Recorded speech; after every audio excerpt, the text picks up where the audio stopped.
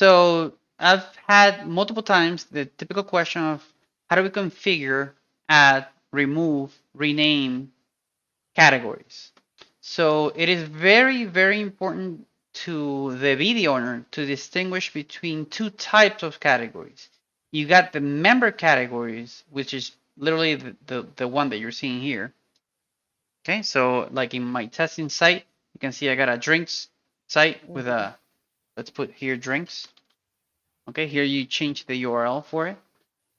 This section here is for the images, especially for the images that show in the home page. So if you, by chance, you put here the category section, okay, to showcase your top categories, subcategories, subcategories, then here's the image that you would put there. This related keywords is actually tied to the search at the top here. So if you type in theory, you should be able to do something like this. So if you put maybe like drink me, Okay. and we do a search here. Let me just wait for that to save.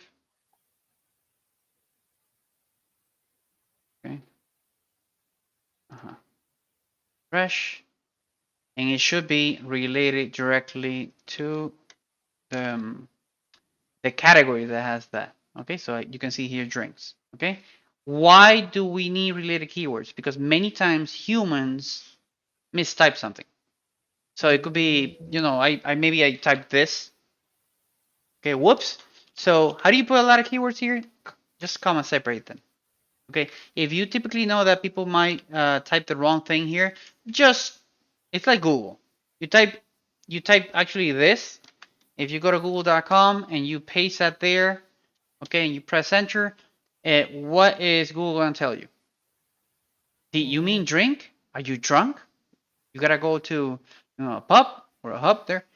So same thing here, but you're helping the person actually get matched against the correct naming convention for the category that you put on your site. So that's just the related keywords there. But going back to the member categories, you got top level one. You know, everybody needs to know that a member can only select one top level. One top level. The typical issue that I find is that people create multiple top level categories, and those top level categories, it ends up that the members need to be able to select two or more of them at the same time because they get matched to two or more of them. So let's talk about let's say real estate. Okay, it's a real estate site, and one of the categories is house, another one apartment, another one I don't know, townhouse or something like that. And the question about the category is what type of properties do you sell? Do you think a real estate agent will actually select one of them? They will actually select all of them if they could. So that's those are the cases and others, okay, that relate to the BD owner not putting stuff like that as a top level category. In those particular cases, what you would do is, for example, you would turn the top one into the actual profession name or the typical member that you have there. Or in the case of you having multiple members, what you do is you create a general one. Just it doesn't have to be the word general. It could be whatever you want there, like member or something that covers all the professions that you have there. And then on the sub level, that's where you put the professions. Like here, we will put real estate, and then on the sub level, you will put the actual type of homes that they sell, or the actual type of licenses that they own, or the type of whatever you want people to be searching for. Okay. Two, the categories should be related to what the profession of the member is and also what people are going to be searching for. I've seen people use the categories for the member categories for properties, characteristics of the member. Like I don't know, it's a real estate site, and they maybe here say tie, shoes, are you dressed correctly, like questions and stuff. So that will be totally wrong. And at the end of the day, you know that you're doing it wrong if you have 200 top level categories, 3,000 sub level, and 5 million sub levels. Because then you enter in psychology, there's something called the paradox of choice. You enter that realm where since there's too many options, people just don't want to deal with your site. So thanks to your huge amount of categories, people are leaving you. Literally, they're leaving you. They're not even using the site because there's too much everywhere to actually pick something. So that's another red flag. You need to make sure that the top levels and sub levels are few. Okay. Mm-hmm. You could say worst case scenario 20 or something like that. If you actually need to, there's another case where if you actually need to create something like this, where you create, well, actually, this is a good example. You have coffee, but you have multiple types of coffee blends. Okay. Mm-hmm. Um, you do not want to create a sub level for each one. There's a Oh. customization that can be done, which is a filtering option. It's not a category option. What that means is that there's a custom field that could be added. And this is the particular case where the customization is useful instead of using the default one. Everything else, my recommendation is don't customize it, just use the default one. You save time and you save money. But in that particular case, it's better to use a filtering because then you could say stuff like this. You could say, well, I want to select the coffee category, and the two filtering options should be iced coffee and I don't know, chocolate. So basically, you're trying to look for somebody that is in the coffee department, and they have as an option selected either iced coffee or chocolate or whatever else you want to filter by. So, like for example, Mm-hmm. I mine is in the entertainment business. So I have a chef. Mm-hmm. So I shouldn't put like chef and then sub level Italian, I don't know, Chinese. It depends. If you tell me that yeah, those type of chefs, are you gonna have 50 of them? Well, I'm assuming at some point. I Okay, know I don't have yeah, it. if you're gonna have many, there's a couple of tricks that you can do. No, So because like for example, some customers say, okay, I want a chef, but I want this chef. I'm looking for an Italian that can cook Italian. So they will have to go. I thought that it will have to go to the description or ask the person. Oh, okay, yeah, do you cook Italian? no, okay, I got you. So let me tell you the different strategies that you can do there. Uh, in they affect the usability of the site, basically the experience of the user, the UX, at certain points. Okay, so you got the basic one. The basic one is top level is chef. Here are the Mm-hmm. type of chefs, and maybe here are the type of foods that they could make for that. If you were to make a sub level, the type of foods that it would make for that department. So like Mexican, and here you put Mm-hmm. tacos or something. I don't know. Italian, maybe spaghetti or and different type of spaghettis or like Well, French baguette. So, but if it gets to a point where it's super huge, people are not gonna dig into that. So here comes the second one. The second one is you give priority to the top types of chefs, the top type of categories. That's an example of Kier.com, for example, where from the SEO perspective and usability perspective, obviously they offer more than these six options here, but they only show this six because they're the most valued, most popular ones, and they show them in specific order again because they're the most popular, most mm, valued ones. Okay, so this is a good strategy. They have a whole bunch of categories. yeah. Zillow does the same thing. Yelp does the same thing. And any of the big ones that actually do an analysis of usability for the site, they'll learn that either in the hard way or from videos and learning. So you got that one there. But then there's a third case where you can't do that here.com. You can't do it like that because maybe you don't know which ones are more popular. That's the case where the filtering comes in. So somebody just gets to the chef level, they select Mexican, okay? Mm-hmm. And then on the sub, it will look like a sub level, but it's not actually a sub level. They will select one or multiple options right there. And then it will show you everybody that gets matched against that. It will look and behave like a sub level category, sub level category, but it's not actually not because it's giving you the flexibility to make the selection in and or in or, meaning that if I select coffee and tea, it would match somebody that offers coffee and tea. Or if I select coffee and tea, it would look for everybody that's coffee and everybody's tea at the same time. Okay, so it gives you that flexibility and well, and actually other things like for example real-time filtering, so they don't have to like refresh the page and stuff like that.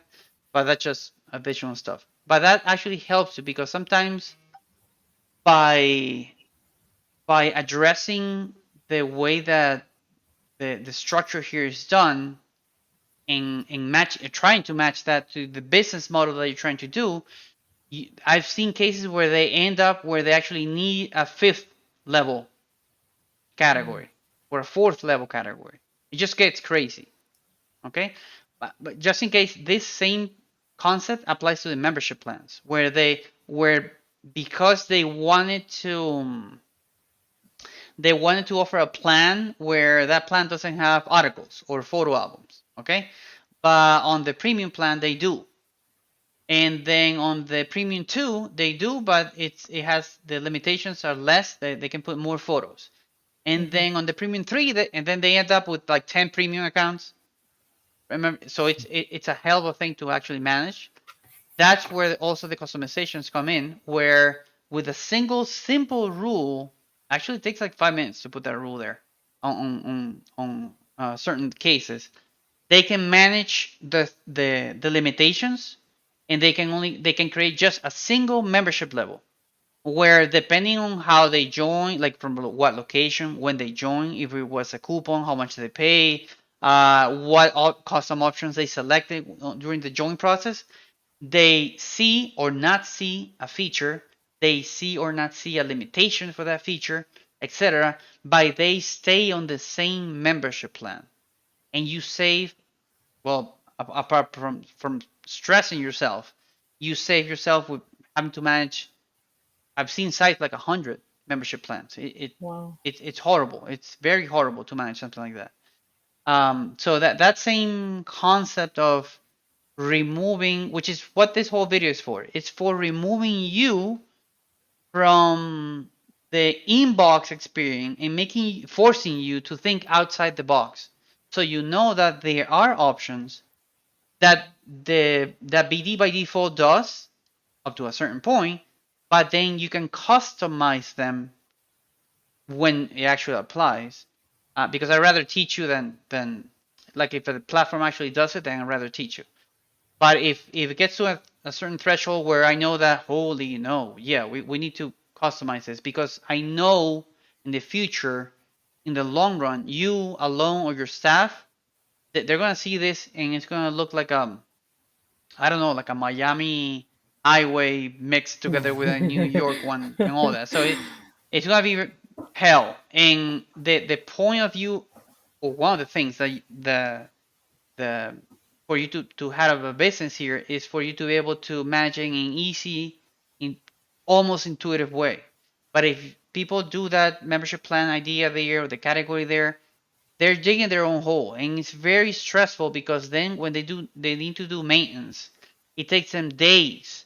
Where they need to import members, it takes them days to do something that could have been done in a couple of hours or minutes. Okay, so that's time they took away from, well, from them, for their family, for them attending their clients, and well, I could go on. Just that I'm going away from the actual point of the category. So did that answer your question? Sorry. Yes. Oh, okay. Yes. So on the member categories, now you know in which cases it applies, in which cases you need to simplify it, and in which cases you need to customize. Now, these are the member categories. We need to then go to the actual feature categories. And most people just they get lost here. I understand why, but for the feature categories, and when I say feature categories, like let's click here, join to, no, not this one. So I come here, okay, and I see this sample blog article, and I see category one. Where Mm-hmm. can I change this? Or you go here and you're like, what? So what you do is first you check in which feature you're in. The owner could have renamed this. They're supposed to know which one they were on. So you can actually check by the URL. So like this URL, even though we don't see it on the video, it's slash blog. Um, and that helps because once you go to the backend, you go to my content, edit post settings. Okay. And then on the edit post settings, just look for the blog. Just look for the blog here. Oh my God, there's a blog here. So, and also the hint, website blog article, and you go here and website blog article. You click that one, and on that first page, the general settings, voila. So we got here drinks, clothes, hits, awesome.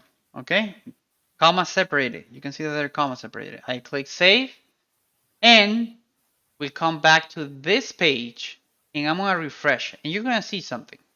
Obviously, you're expecting the change, this changes here, but then you're like, wait, but this didn't change. Mm-hmm. Yes, because when the article, the blog, the photo album, the product, the classify, the job got created, it also saved in which category it was at that moment. So in order for you to edit this, very important. I'm not going to, the developer will actually go to the database and do it there for all of them. But the video owner will actually go to my content, manage posts. You look for the post that has the boo boo. It's showing here right here, but typically if you have a whole bunch of them, you would search for them here. Mm-hmm. Okay, and you click on that one and you click edit post because it needs to be resaved again so it knows that the category is changed. You go there, you select the category, okay, hits, and then save that one, and now you got the changes. And that will kick in immediately because you can do the you can do this here, and it would show the kids there. If I select something else, move that one, then you'll see that it's not showing. So let me ask you, what does that do? So whenever, I mean, why does it need a category there? The category because you might have a feature that has multiple types of um, you know ideas or information that you need to classify in some way or another. So let's go Mm-hmm. to the chef one. Let's say that one of the features that you offer your chefs is the typical Instagram thing. Here's my recipe for something, something, something, and then they say this is a Mexican food, or a category for they say this is a Venezuelan food, or a Colombian food, or a Nicaraguan food, or Guatemalan food, something. Oh, and Mm-hmm. then somebody comes here and there's 2 million blogs, and they're like, well, I want to look for here Mexican food about I don't know tacos again, okay, or anything spicy, and they search for that, and they're like, oh, okay, yeah, this one, yeah, that one. Oh. That's why you would use the category. Now, remember the filtering option for the categories that will also be applied here. So we've done sites where they can filter by a lot of things. Okay, the actual feature. Okay, in those cases, that's because they have a lot of posts about that feature, but they're able to filter very deep into what they're looking for. Okay. Um, but yeah, that's what the categories would be for you to simplify the search and be able to basically classify it. So again, it would be my content, edit post settings. You go to any of the features that you actually want to address for the categories, and then you go there and you do it. Now you see this one empty. You see this one empty. Okay, what happens is the following. If the category section is empty, let me enable the feature for this member. Go to finance, membership plan. Well, there's two ways for you to edit, just in case a membership plan. You can either go here, finance membership plans, and edit it Mm-hmm. there. Or let's say that I already know the user. Okay, so it's this user. So I go to search members. I look for that user. This one's the one that we're using. And here you can see the plan. And I click there. And that takes me to the actual plan, and I can add features to it without jumping so much there. So we go to post publishing, and let's add the property one. Bloop. That's all I needed to do. We save it. Oh, right. That's my fault because it's paid. I'm gonna Mm-hmm. let me change it here. Properties. There we go. Okay.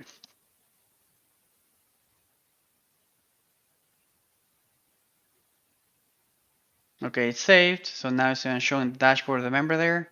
And the member is gonna be, oh my god, how awesome! Thank you for adding the features for this and something, something, something. And they're about to add the properties. They click there, and then they send you a ticket saying, hey, but I don't see the category option. I need the category option in order for me to actually sell this property because of some reason or another. They don't see that field because the field does not show if the the category field in the actual product here, the feature, is empty. Mm-hmm. So is oops, it's like the wrong. Let me go to property. I mean properties. So if it has something, it will show. So home, okay, apartment, townhouse, doghouse, cat hates house. Okay, we got those categories there. The moment that I added these categories here, that makes that the field here dynamically show. So it gives the option to the member to actually add the categories here. See, refresh this. If it doesn't show here, it's because literally the the the field is not there. See, yeah, I don't see it here. So maybe in this particular case it's not showing. Let me add so you can actually see it live there. I saw it on the products. So there we go. Let me go to the products. See, I did a boo boo. Whoops. So the properties feature, I mean form, doesn't have the category there by default. Okay, I would expect it to be there by. Let's go to products. For properties, that is. Yeah, for the property one. The other one should have it. Yeah, this one has to have it because I just saw it there. Okay, so here's the select category. Okay, I'm Mm-hmm. going to go to the feature now and remove the categories. I'm saying this part because sometimes people don't want the categories at all. Like in that particular feature, you don't need the categories. Okay, so we just delete all that, and then the next time somebody comes here and they save it, I mean they try to create a new product, they won't see the category. Well, it was here, some I don't know in which one, but it was there. Now it's gone because there's no option. Okay, now the same thinking applies. Let's say that there were categories there, and then you deleted them all because you don't need them, and you go to the actual post and you still see the categories. That's because at the moment that the actual post, be a product, a property, a blog article was created, the category was there. So it got saved with the category. Okay? Okay. Even if I delete it later. Even if you delete that later on. So the correct approach would be you literally going to the developer hub, going to the database, and doing it from there. Which I recommend either I teach you in again a video for that, but it's very delicate because if you make an error in the database, sometimes the error is permanent. So or you need to ask BD about a backup or something. But you got to be careful. That's it. The database is very fragile. But that's about it. So people now know about categories for the members, my members, member categories, and the categories for the actual features or custom features that you want to create. And when I say custom, I mean if you clone any of the base features, you can create your Mm-hmm. own, customize it however you want. Obviously, the URL needs to point somewhere else. You don't want two features pointed to the same one because BD is going to pick the first one that it finds. Okay. Okay, and that's about it. Yeah. Let me think positive and